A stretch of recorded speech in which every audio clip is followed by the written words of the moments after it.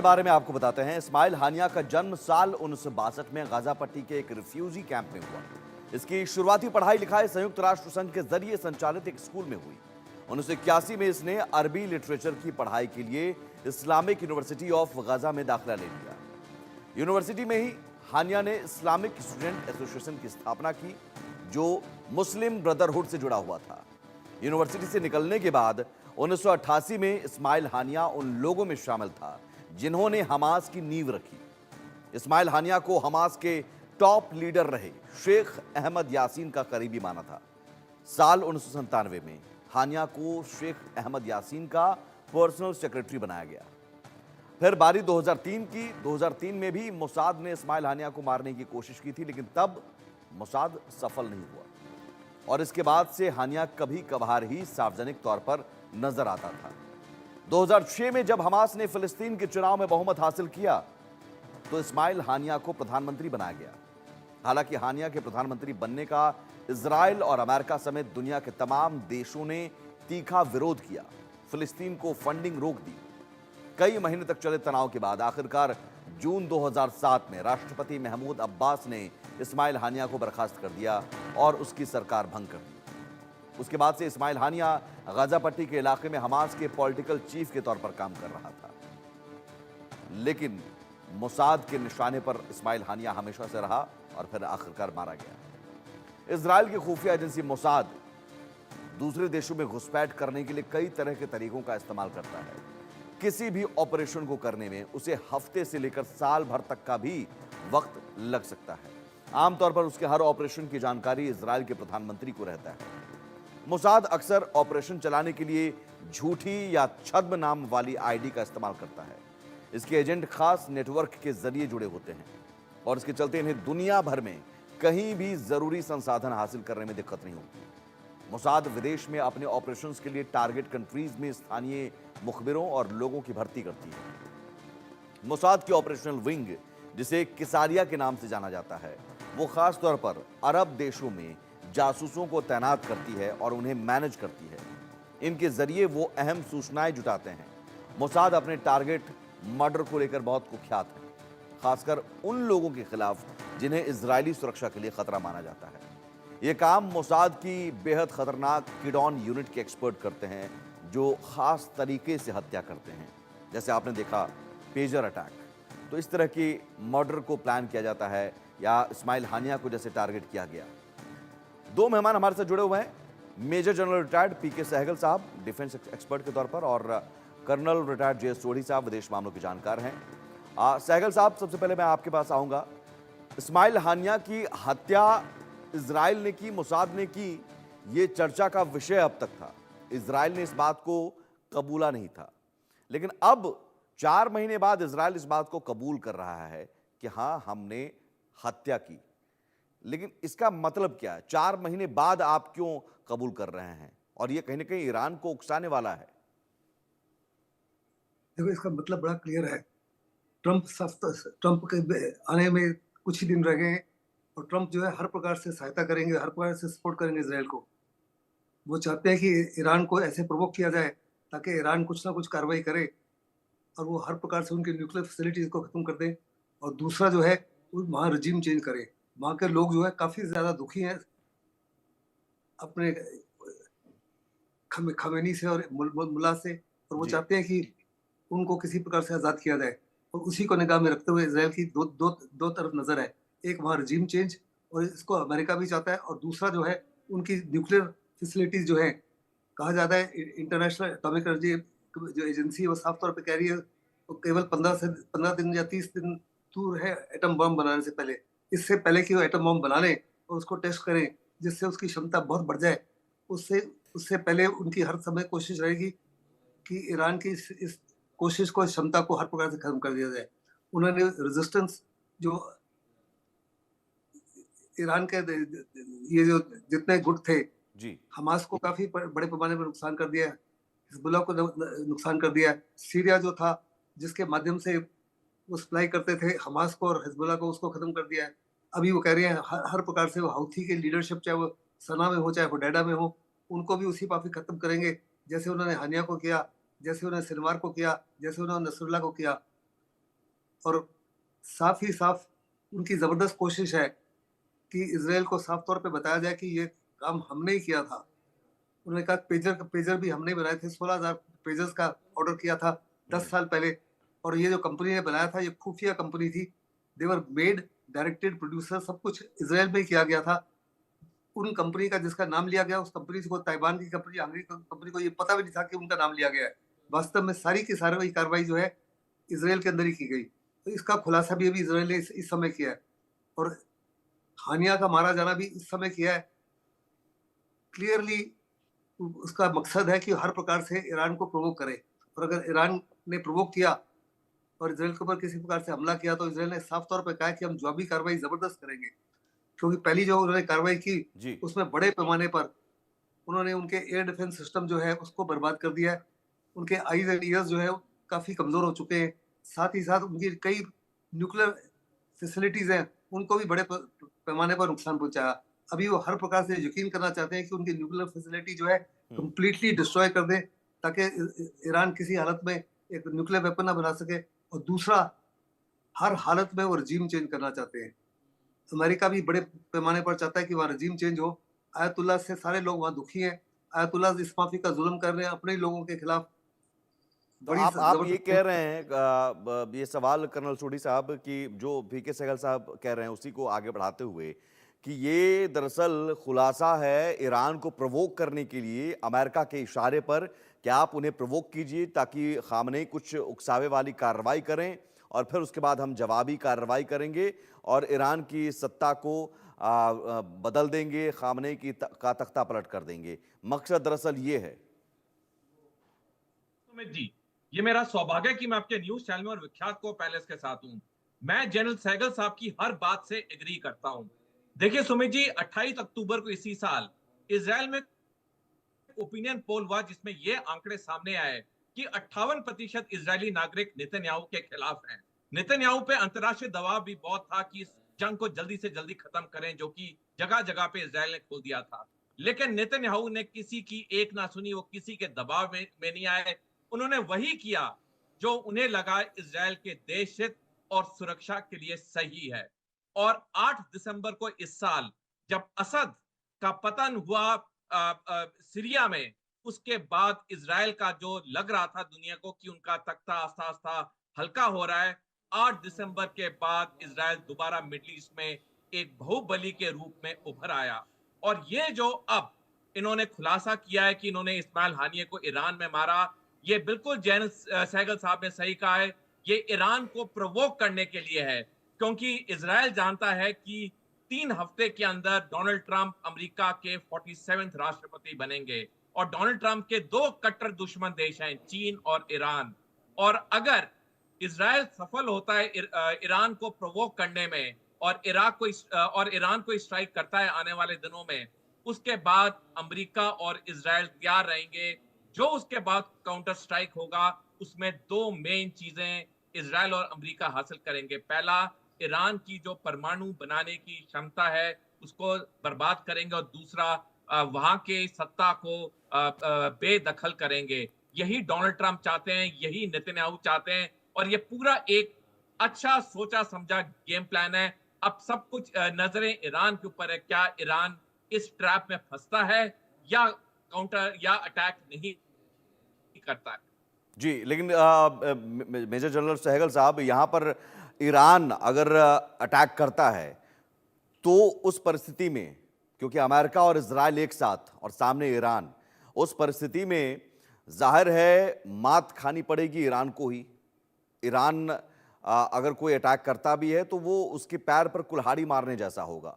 लेकिन अयतोल्लाह खामनेई के पास विकल्प क्या है? अटैक ना नहीं, वो नहीं करते हैं, खामोश रह जाते हैं, तो एक गलत मैसेज भी जाएगा कि साहब आपके देश में घुसकर इजराइल ये ऑपरेशन अंजाम देकर और सीना ठोककर कहता है कि साहब हमने किया है, क्या कर लोगे?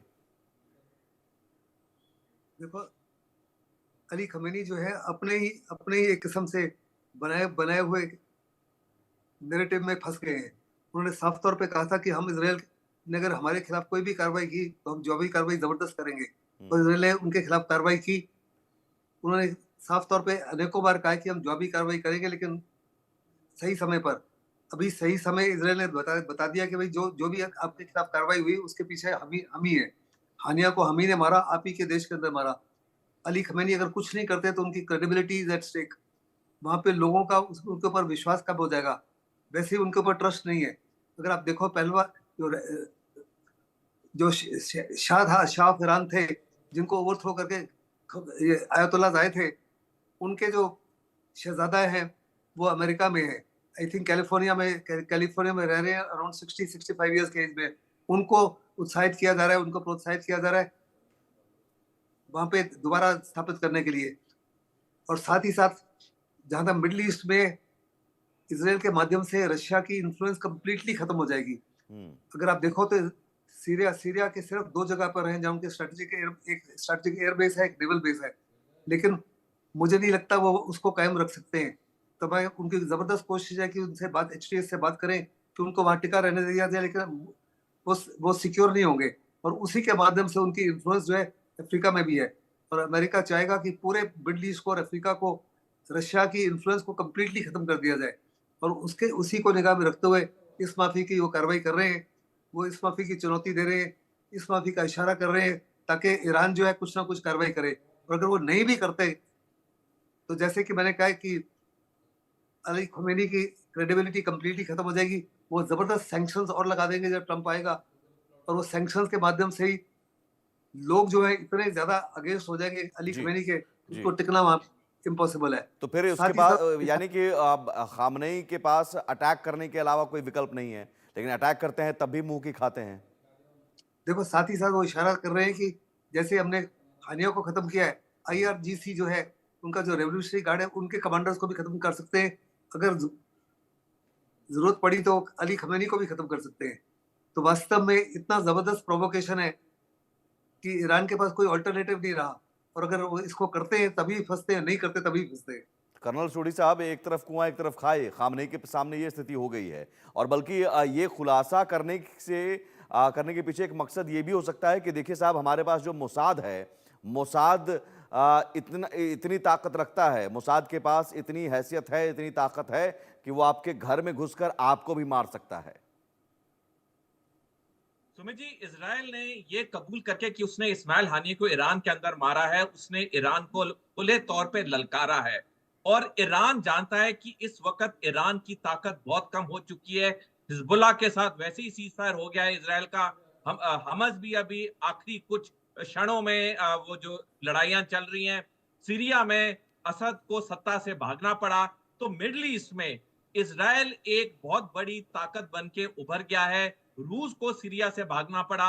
अमेरिका का दबदबा मिडल ईस्ट में दोबारा बढ़ रहा है, जो 2011 के बाद उन्होंने पिवट टू एशिया पॉलिसी के तहत अपनी अधिकतर फौजों को वहां से निकाल दिया था चीन के विस्तारवाद को रोकने के लिए।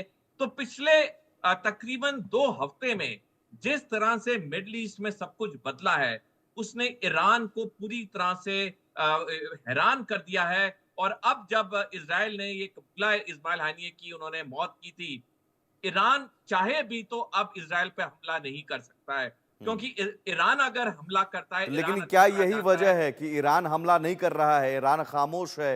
इजराइल चाहता है कि वो कुछ गलती करे ताकि हम अगला एयर स्ट्राइक कर सकें, क्योंकि इससे पहले जब एयर स्ट्राइक किया था, परमाणु ठिकानों पर तबाही मची थी और इजराइल ने कहा था कि हम फिर से एयर स्ट्राइक करेंगे, हम फिर से हमला करेंगे।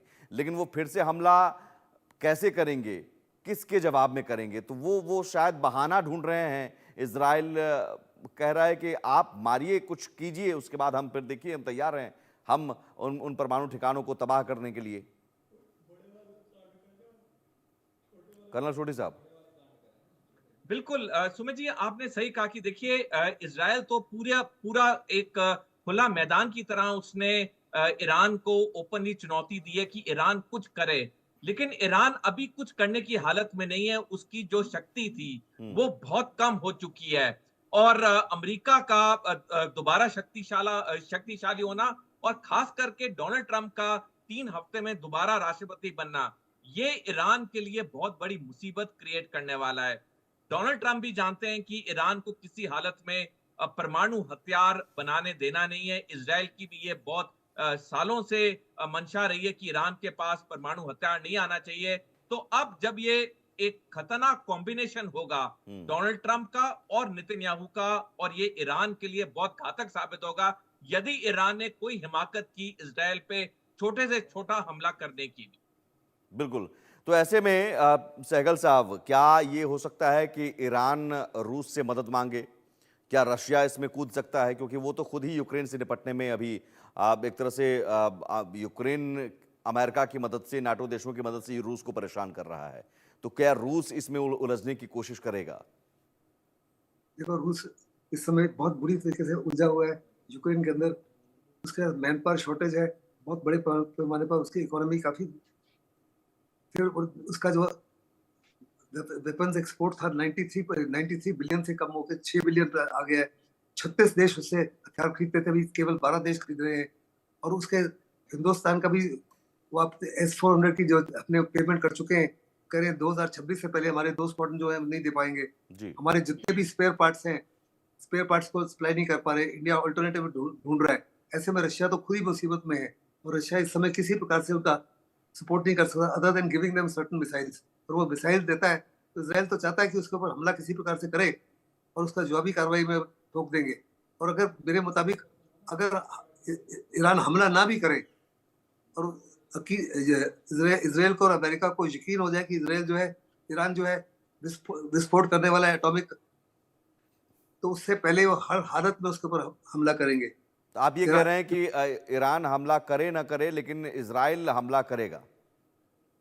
100% अगर उसको यकीन हो जाए कि ईरान जो है न्यूक्लियर कैपेबिलिटी के बिल्कुल नजदीक हो चुका है और किसी ना किसी दिन वो विस्फोट कर सकता है, इससे पहले कि वो इस माफी की टेस्टिंग करे, वो 100% उसके ऊपर हमला करके बर्बादी कर देंगे। तो उन्होंने ये भी कहा है कि अगर उनको अकेले ये कार्रवाई करनी पड़े बिना अमेरिका की मदद के, फिर भी वो करेंगे, क्योंकि सबसे बड़ा एग्जिस्टेंशियल थ्रेट जो है ईरान से वो इजराइल को है। ईरान ने शुरू से ही इजराइल को रिकॉग्नाइज भी नहीं किया और उसको एक्सेप्ट भी नहीं किया, और वो साफ तौर पे कहते हैं कि उनकी मंशा है कि इजराइल को हर प्रकार से खत्म करने की।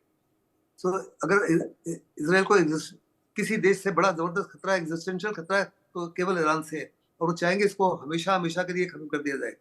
लेकिन एक सवाल, लेकिन यहाँ पर कर्नल सोढ़ी साहब, चूंकि चाबहार पोर्ट भी है, तो भारत के लिहाज से आप कैसे देखते हैं अगर ये ईरान और इजराइल के बीच सीधी जंग की नौबत आती है डायरेक्ट? अब तक तो प्रॉक्सी वार हिजबुल्लाह, हमास के जरिए, हूती के जरिए, लेकिन अब ये डायरेक्ट वॉर और अमेरिका और इजराइल ने एक मन बना लिया है कि अब हम अटैक करके ही रहेंगे ईरान पर।